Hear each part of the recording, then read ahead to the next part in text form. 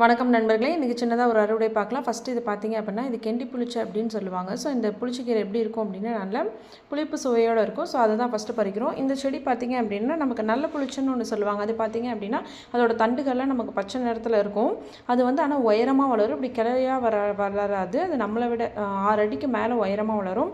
ஆனால் இந்த செடி, இந்த கெண்டி புளிச்சை அப்படிங்கிறது பார்த்தீங்க அப்படின்னா, நமக்கு வந்து கிளையாக வளரும். ஓகேங்களா, ரொம்ப பெரிய செடியாக வரும், நல்ல உயரமும் வரும். பட் நிறைய பக்க கிளைகளோட நல்ல பெருசாக வளரும்.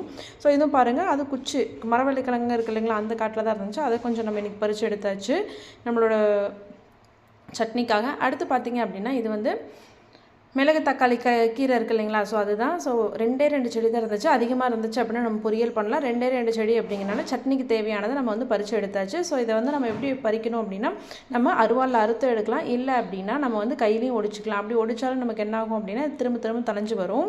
எப்பயுமே வேரோடு அதை பிடுங்கக்கூடாது. அடுத்து பார்த்திங்க அப்படின்னா, பிஞ்சு கத்திரிக்காய் நிறைய ஒரு 5-6 இருந்துச்சு. அதையும் நம்ம என்ன பண்ணிட்டோம் அப்படின்னா, எண்ணெய் கத்திரிக்காய் குழம்பு வச்சுக்கலாம் அப்படின்னு சொல்லிட்டு பறிச்சாச்சு. கத்திரிக்காய் ஒரே ஒரு செடி இருக்கனால அந்த ஒரு செடியில் அந்த கத்திரிக்காய் மட்டும் ஒரு 6 கத்திரிக்காய் இருந்துச்சு. அதையும் பறித்து எடுத்துக்கிட்டேன்.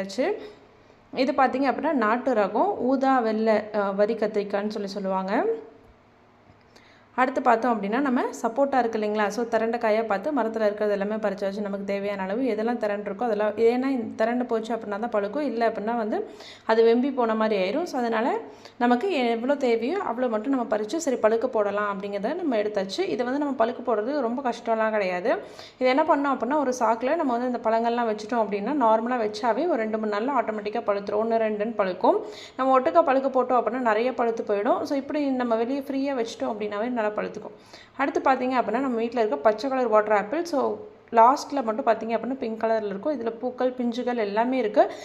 இது பார்த்திங்க அப்படின்னா காய் காய்ச்சிட்டே இருக்குதுக்கு சீசன் இருக்கா என்னங்கிறது தெரியல. அடுத்து முத்தின வாட்டர் ஆப்பிள் தேவையானது மட்டும் இது பண்ணியாச்சு. ஒரு கிளையே ஒடிச்சாச்சுங்க. ஏன்னா பார்த்திங்கன்னா வெயிட் தாங்காமல், ஒரு கிளையிலே நிறையா இருக்குது இல்லைங்களா, வெயிட் தாங்காமல்.